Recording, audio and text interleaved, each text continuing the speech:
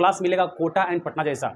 आपको हम पढ़ाएंगे Monday, Tuesday, Wednesday physical chemistry basic fundamental, और थर्सडे, फ्राइडे, सैटरडे आपको पढ़ाएंगे ऑर्गेनिक केमिस्ट्री बेसिक के साथ एकदम पूरा निचोड़। और एवरी संडे आपका डॉट टाइम बैकअप क्लास और टेस्ट की सुविधा है यहाँ पे, इसीलिए आप क्लास जरूर ज्वाइन करें। आप रेडी रहिए, तैयार रहिए केमिस्ट्री को एक्सपेरिमेंट के साथ पढ़ने के लिए। जहानाबाद में सबसे अलग देने का मेरा वादा है और मेरा गारंटी 100% है कि आपको वो चीज़ देंगे जो आपको नहीं मिलेगा। तो आप जहानाबाद में रहकर यदि आप चाहते हैं केमिस्ट्री को बेटर कर लें विथ एक्सपेरिमेंट, तो आपको एक बार कम से कम आकर हमसे मिलना होगा और क्लास करना होगा। मैंने चालू किया है क्लास में बेसिक फंडामेंटल पार्ट 1, जिसमें हम काम किए थे मैटर के बारे में, physical state, solid, liquid and gas, chemical state, pure substance and impure substance, ये सब स्टडी करेंगे हम लोग। थर्ड में है रेडिएशन स्टेट, ये रहा 9th का और ये रहा आपका 11th का। रेडिएशन के बारे में आप जानते हैं कि मोबाइल से क्या निकलता है, रेडिएशन, टावर से रेडिएशन, यानी जितने भी आज पक्षी है जो लुप्त हो रहे हैं, रीजन क्या है, रेडिएशन। आपके मोबाइल से भी निकलता है रेडिएशन, ये बहुत डेंजर है बॉडी के लिए। आपके मोबाइल में बहुत कम है, इसका वैल्यू बहुत कम है, तो वो बहुत सेफ है, अब दिक्कत नहीं है, लेकिन फिर भी दिक्कत है। पॉइजन चाहे आप हल्का लो या पूरा लो, वो तो इफेक्ट करेगा बॉडी पे। तो इसमें पढ़ना है रेडिएशन करने का अर्थ हुआ ना कि having some energy but no mass and shape, इसमें कुछ एनर्जी है लेकिन इसमें मास और इसका शेप नहीं है। बताना सनलाइट है, क्या सनलाइट में मास है? नहीं है। शेप है? नहीं है, लेकिन उसमें एनर्जी है, एनर्जी का नाम है सोलर एनर्जी, सोलर एनर्जी। और इसके जस्ट बाद हम काम करते हैं केमिकल के बारे में। तो आप देखिए पहले कि बेसिक क्या है और बेसिक किस लेवल का है, ये आपको देखना है। यदि आप 11th छात्र हैं तो आपको आना होगा बेहतरीन केमिस्ट्री तैयारी करने के लिए। देखते हैं फर्स्ट नंबर, पहले ये काम करेंगे हम, ये काम मैंने कर लिया है, सॉलिड, लिक्विड एंड गैस, ये आप जानते होंगे, आपको पता होगा। तो पहले ये काम करेंगे हम रेडिएशन स्टेट के बारे में। रेडिएशन स्टेट हम क्या बोलेंगे, having some energy, having some energy but no mass and shape, but no mass and shape, जिसमें मास नहीं है, जिसमें शेप नहीं है, जिसमें एनर्जी कुछ है, उसी का नाम है रेडिएशन स्टेट। एग्जाम्पल चले मेरे भाई, तो यहां बोलेंगे सनलाइट, सनलाइट है। आप एक नाम सुने होंगे फोटोन के बारे में, फोटोन, ये भी क्या है, एक पार्टिकल है, इसमें एनर्जी है बट मास एंड शेप नहीं है। बताना जी, क्या सनलाइट में मास है? तो नो सर, मास कितना होगा, 0। बताना, क्या इसमें वेलोसिटी है? तो यस सर है, तो है, कितना है जी, 3 × 10⁸ मीटर पर सेकेंड। बताना जी, क्या इसमें एनर्जी है? तो ये भी एनर्जी भी है। तो एनर्जी का नाम क्या है, सोलर एनर्जी, सोलर एनर्जी, इसी को हम बोलते हैं हीट एनर्जी, हीट एनर्जी बोलते हैं, जो आपके लिए बहुत बहुत महत्वपूर्ण है। Radiation state, some energy but mass and shape इसमें नहीं है। एग्जांपल सनलाइट एंड फोटोन, ये रहा आपका, बस थोड़ा सा इसके बारे में। हमारा मेन तुम्हारा ये रहा केमिकल स्टेट, ये तो सिंपल सा है, सॉलिड, लिक्विड, गैस, ये जानते हैं आप लोग, पढ़े हुए हैं। यहां पर देखिए केमिकल स्टेट,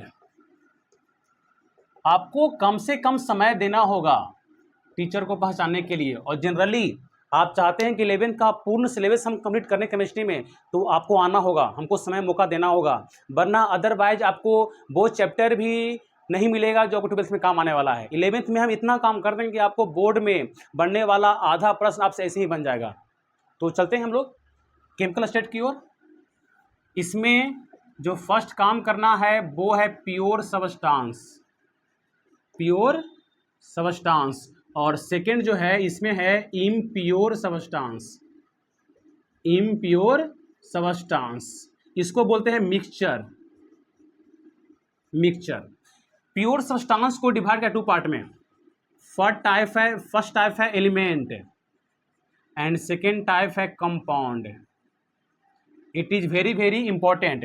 एलिमेंट 3 टाइप का है, फर्स्ट है मेटल, सेकेंड है नॉन मेटल एंड थर्ड है metalloids, metalloids. Loss of electron, gain of electron, ये both loss of gain.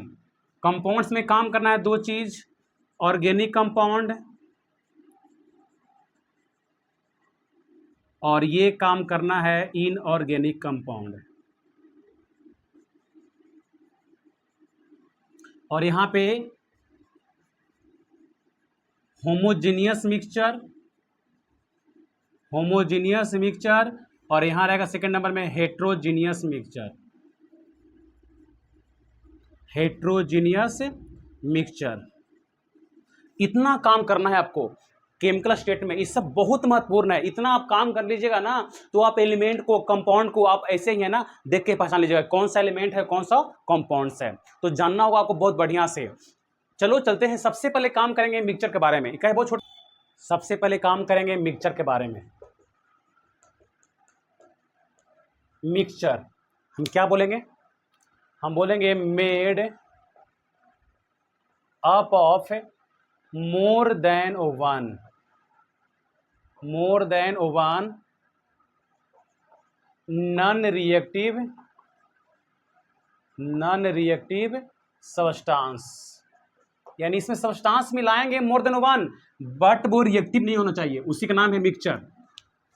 Example ले हम, बताना जी, H2 प्लस में O2 क्या बनता है, H2O। बताना N2 प्लस में H2 क्या बनता है, NH3। आपको मालूम है कि ये सब जो है ना सब्सटेंस आपस में रिएक्ट किया है, और रिएक्ट कर लिया तो क्या बना है, कंपाउंड्स, यानी एक से मिक्सचर नहीं है, ये सब क्या है, कंपाउंड्स हैं। ठीक है, क्यों, रीजन क्या है, तो ये सब रिएक्टिव सब्सटेंस है, ये सब रिएक्ट किया है, ये सब मिक्सचर नहीं है। बताओ एग्जाम्पल लेंगे एयर, आपको पता है एयर में N2 गैस भी है, वो कितना है, 78% है। O2 गैस कितना है, तो 21% है। बताना जी अदर गैस कितना है, तो अदर गैस है आपको 1%। क्या N2 और O2 आपस में रिएक्ट कर रहा है, नहीं कर रहा है। यदि आपस में रिएक्शन करता तो क्या हम लोग को ऑक्सीजन मिलता, नहीं मिलता। तो सर जी एयर में जितने भी गैस है आपस में रिएक्टिव नहीं है। हाँ, nitrogen gas and oxygen gas react करेगा कब, हाई टेम्परेचर देंगे तब, ऐसे करने वाला नहीं है। तो ये सब क्या है, तो बोलेंगे सर जी ये सब तो मिक्सचर बन गया, क्योंकि ये सब रिएक्शन किया नहीं, ये क्या बोलेंगे, नॉन रिएक्टिव, ये सब रिएक्टिव नहीं है। बात समझे, ये सब रिएक्टिव नहीं है। अब type of mixture, two type, homogeneous and heterogeneous. Type of mixture, first में क्या है, होमोजीनियस, होमोजीनियस मिक्सचर। इसका होता है made up of one phase, only one phase, made up of one phase. कहने का अर्थ हुआ जिसमें सिर्फ वन फेज दिखाई दे, नेक्ड ऐसे वो दिखाई न दे। बताओ जी एग्जांपल, मिल्क में हम वाटर मिक्स करें कि हमको वाटर दिखाई देगा, नहीं, वन फेज इसमें है। बताना मिल्क हो गया। बताओ जी एयर में क्या हमको गैस दिखाई दे रहा है, बिल्कुल नहीं, तो हो गया होमोजीनियस है। जो हमको दिखाई नहीं, बताओ एयर में डस्ट की नहीं है, देख पा रहे हैं, तो बिल्कुल नहीं। वो कब देखेंगे, जब कहीं पे जम हो जाएगा तब देखेंगे। बताना वाटर में हम मिक्स कर दें, हम वाटर एंड, यानी बोलेंगे वाटर एंड, यहाँ पे ले लेंगे हम शुगर। बताओ जी शुगर को डिजोल्व करते हैं वाटर में, क्या हमको शुगर दिखाई देता है, नहीं ना, शुगर वाटर में डिजोल्व हो गया, हमको दिखाई बाद में नहीं पड़ता है, तो उसी का नाम है होमोजीनियस मिक्सचर। बताना यहाँ ले लेंगे हम वाटर एंड साल्ट, क्या हमको दिखाई देगा, नहीं देगा, ये सब क्या है, होमोजीनियस है। बताना जी एक गिलास में लिए वाटर मिलाएं शुगर, लाइट पास करो, लाइट पास कर जाएगा, तो उसी का नाम है होमोजीनियस मिक्सचर। चले हम second number heterogeneous, heterogeneous, heterogeneous mixture. बताना क्या बोलेंगे, made up of more than one phase,